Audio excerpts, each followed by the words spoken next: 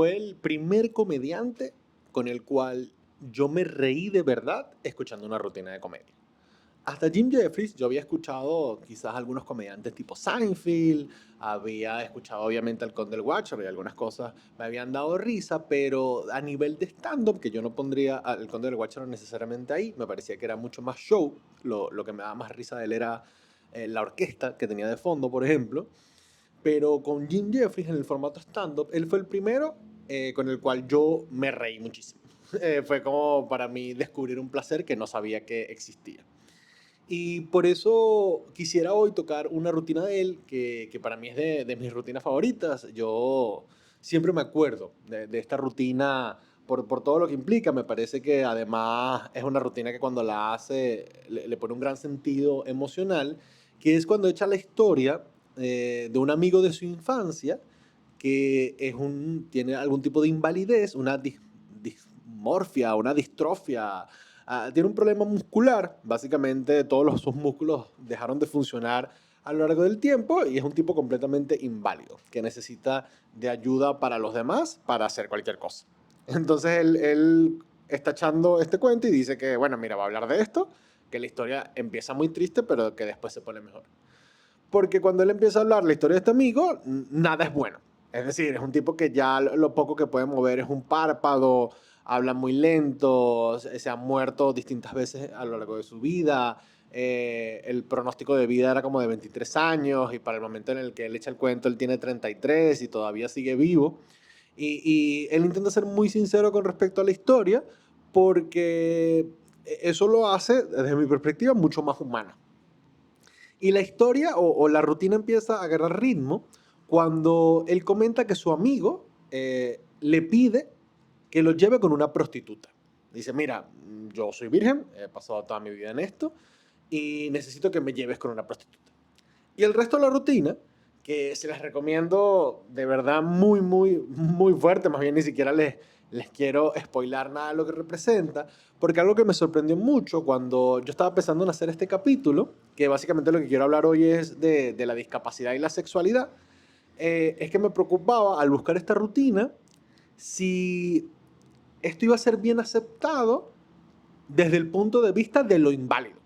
Es decir, para mí yo la recuerdo haber escuchado y recuerdo que me pareció cómica, y me pareció humana y me pareció reflexiva cuando la escuché, pero yo no soy inválido. Es decir, no tengo ninguna discapacidad ni mental ni física que haga que mi vida esté en una constante desventaja. Y cuando estoy volviendo a buscar esta rutina para volverla a escuchar, me sorprende que en sitios que hacen referencia a películas donde hablan de inválidos, donde los empoderan, esta rutina solía salir. Como que es bien apreciada y bien aceptada porque es un enfoque muy humano de lo que representa un problema común que es eh, que alguien inválido vaya a solicitar algún servicio sexual o íntimo. ¿Y por qué eso es un problema? ¿O por qué necesariamente quiero empezar a hablar de esto? Que ojo, la rutina va de él echando el cuento de cómo va eso. Que yo no me voy a poner a resumirlo porque me parece que vale la pena verla. Y creo que hay suficientes cosas a las cuales se puede hablar con respecto a la sexualidad y la discapacidad. Todas las personas, todos los individuos, tenemos una sexualidad. Y a veces una manera interesante de ver eso es si nosotros nacimos con una sexualidad que ya estaba privilegiada. ¿Y a qué me refiero con esto? Si uno a lo largo de su vida, en su niñez, su adolescencia o su adultez temprana, uno podía masturbarse o uno podía verse desnudo al frente del espejo, uno tiene que entender de que si uno tuvo la posibilidad de hacer eso fue un gran privilegio en la vida. Porque para uno poder tener episodios masturbatorios a lo largo de la vida, uno tiene que tener como mínimo tres posibilidades que se me vienen a la cabeza en este momento. Tener un espacio privado para hacerlo. Que te concedan tu privacidad para hacerlo. Y que tu cuerpo sea tuyo para que tú puedas hacer lo que tú quieras con él. Y sé que estas tres cosas pueden parecer obvias, pero por lo menos la primera, imagínense a alguien que nace en unas condiciones de pobreza tales en los cuales todo el círculo familiar viva dentro de una sola habitación. Es decir, 5 o 6 personas en una misma habitación, con un mismo baño compartido, todos durmiendo en la misma cama, el baño sin puerta, etcétera, etcétera, etcétera. Eso es un espacio en donde la exploración individual está muy difícil de lograr, y ahí es donde uno ve el privilegio que uno tuvo de haber tenido un cuarto o un baño con una puerta. O por lo menos lo segundo, el derecho a tu propia privacidad. ¿Cuántas personas no nacen y desde que nacen se les prohíbe tener un espacio de su vida que sea propio? Estas son personas que su cuarto no puede tener puerta, de que no pueden tener nada que sea privado, de que cuando llegan a la casa les revisan todos los cuadernos, todos los bolsos, todas las cosas, y que cada vez que están encerrados en el baño les tocan la puerta, los invaden. Es decir, nunca hay un espacio de privacidad. Gente que nació bajo esas condiciones, ahí tú tienes un elemento de tu vida en donde tienes una desventaja con respecto a tu propia necesidad o satisfacer tus propias necesidades íntimas o sexuales. Y lo tercero, que es el derecho a tu propio cuerpo, este lo podemos ver desde el lado más extremo, que es alguien que nace en una situación de prostitución, una situación de esclavitud o de esclavitud sexual familiar o de desventaja sexual familiar. Es decir, gente que desde que nace su cuerpo no es de ellos, su cuerpo está para trabajar o su cuerpo está para hacer servicio o su cuerpo está ahí para ser abusado, para complacer a otros hombres. Es decir, gente que no tiene derecho sobre su propio cuerpo, y que esto llega a tales extremos que hay gente que ni siquiera se puede ver desnuda en el espejo o desnudo en el espejo, porque su desnudez siempre está asociada con peligro, porque nunca hubo una privacidad con respecto al propio cuerpo, sino tu cuerpo siempre perteneció al de los demás. Entonces, cuando uno esté pensando en su propia sexualidad, uno tiene que recordar de que si uno tiene si uno tiene deseo, probablemente uno también tenga posibilidades de complacer ese deseo, o de por lo menos que ese deseo quede satisfecho de alguna manera. Hay algunas personas que nada más esa dinámica de deseo-satisfacción ya está contaminada o está muy traumatizada con estos ejemplos que le acabo de dar, pero por lo menos en el terreno de la invalidez, fíjense cómo no hay un camino claro de cómo la gente que tiene una invalidez física o mental puede satisfacer sus necesidades físicas e íntimas. Ese camino no está claro en absolutamente ningún lado. Y para ignorar eso, es ignorar que las personas que tienen algún tipo de discapacidad sexual no tienen excitación sexual. Es decir, tú estás asumiendo que un ser humano no tiene excitación sexual. Y eso es mentira. Todos los seres humanos poseen algún tipo de excitación sexual, porque la sexualidad es una necesidad básica que uno tiene. Es decir, para que las especies sobrevivan, para que la especie humana sobreviva, tiene que satisfacer su necesidad de hambre, de sueño, de comida, si soy lambucio, repetí hambre y comida 2 veces, de hambre, de sueño, de sed y sus necesidades sexuales. Es decir, no hay ninguna especie que se desarrolle sin eso.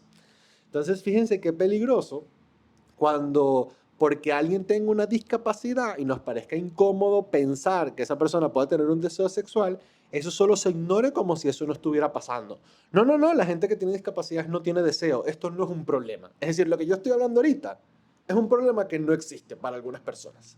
Es un problema que ni siquiera se puede hablar. Pero si ellos son unos angelitos, ¿no? Dicen alguna gente. Esos son unos angelitos puros, ellos no piensan en nada de eso. Y la persona que diga eso está o ignorando un problema a los ojos, que con estar poco tiempo rodeado de personas con discapacidad, es bastante obvio que cuando el tema sexual sale y no hay caminos para resolverlo, más allá del camino sombrío de no vamos a hablar de esto, simplemente es como un problema a voces del que nadie habla, o sea, un problema que está en el aire del que nadie habla, o una persona que realmente está forzando a otro ser humano a vivir una vida incompleta y realmente miserable. Porque, a ver, este terreno, cuando les hablo de que no hay un terreno seguro para las personas con discapacidad de satisfacer sus necesidades sexuales, es porque ¿cuál es el camino? Es decir, usted tiene una discapacidad, motora o cognitiva. Usted puede intentar salir en cita, es verdad.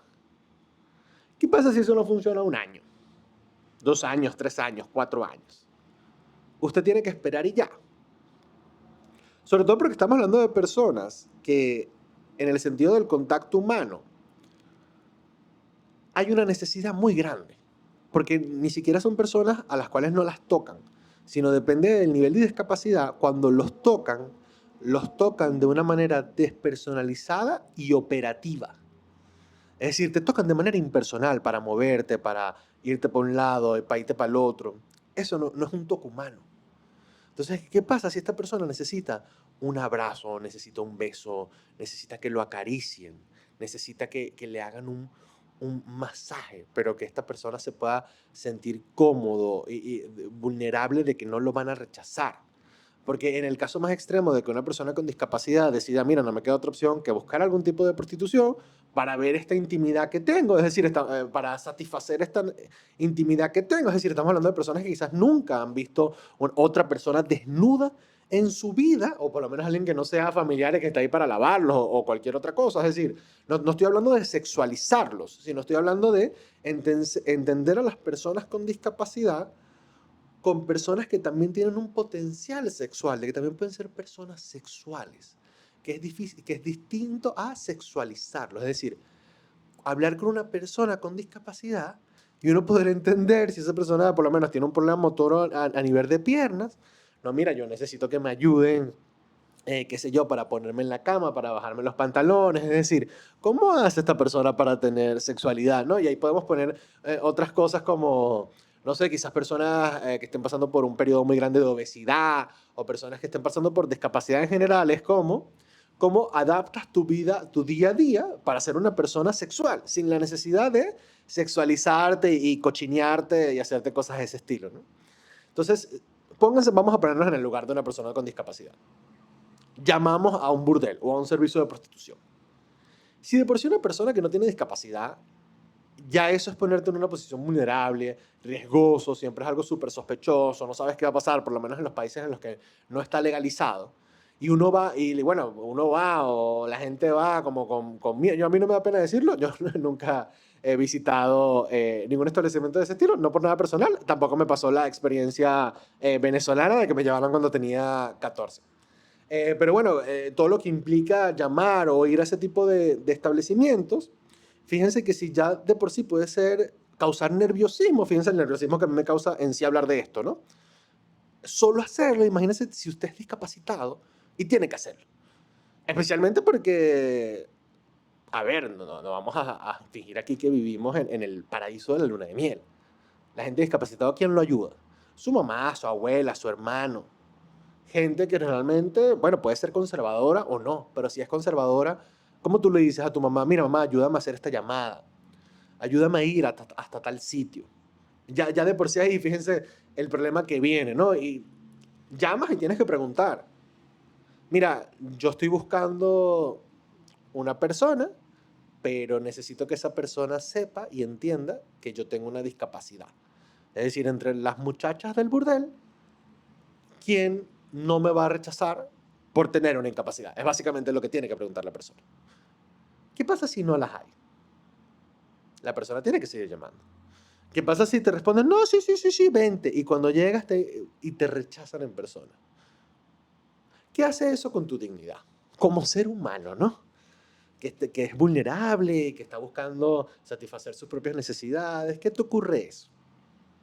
Hay una iniciativa bien interesante en Canadá, les recomiendo que las busquen si este tema les llama la atención, sobre la asistencia sexual médica, que básicamente una mujer que después que se retiró empezó a trabajar en un servicio de atención telefónica para burdeles en Canadá, que creo que si no me equivoco allá el servicio es legal, o eso es lo que entendí de cuando he visto entrevistas a esa mujer, y se dio cuenta de que mucha gente con discapacidad llamaba y no había ningún servicio especializado para ellos. Y esta mujer se dedicó a crear un burdel, un centro de asistencia médica sexual con personas especializadas que solo quieran trabajar en esa área. Ella dice que busca principalmente gente que tenga antecedentes en el área de salud, que sirva como un espacio seguro para que la gente con discapacidad pueda llamar y encontrar un espacio donde satisfacer su necesidad de intimidad. Y eso es un trabajo, es una causa bien, bien, bien increíble, porque uno empieza a entender la magnitud del problema y la deficiencia en nuestra capacidad como humanos de atenderla. Por lo menos estamos hablando de gente que, como que cuando se habla del programa, para la mayoría de ellos simplemente el estar desnudos con otra persona, ya eso es significativo. Como que la mayoría de esos encuentros ni siquiera tienen que involucrar algún tipo de penetración, porque algunos de ellos pueden alcanzar el orgasmo con que solo les toquen las orejas. Y esto es algo de, imagínense lo hipersensible que uno debe tener el cuerpo a un contacto humano íntimo después de pasar toda una vida solo recibiendo contactos humanos médicos. Qué cosa tan terrible debe ser vivir la vida así, y menos mal que se está empezando a hablar de esto. Por eso es que yo disfruto de hacer este podcast de psicología y comedia, porque ¿a través de qué más vamos a hablar de la sexualidad de los discapacitados para que sea para un público masivo? Ojo, porque si ustedes quieren ver algo, o si ustedes quieren pasar una tarde atroz, busquen abuso sexual y discapacidad en Google académico. No sé qué tantos artículos en español hay, pero si buscan esas variables en inglés, puedan pasar una tarde horrible e incomodísima leyendo una cantidad de literatura científica con respecto al tema, del cual nadie sabe, nadie atiende y nadie se está haciendo cargo, excepto esta mujer canadiense. Entonces, el hecho de que existan estas rutinas de comedia, de llevar a nuestros amigos cercanos con discapacidad a una prostitución y así humanizarlos y humanizarlos viéndolos como un ser con potencialidad sexual, me parece que es un buen camino, o por lo menos un camino necesario que hay que transitar para ir sanando un poco nuestra relación con la sexualidad en la actualidad.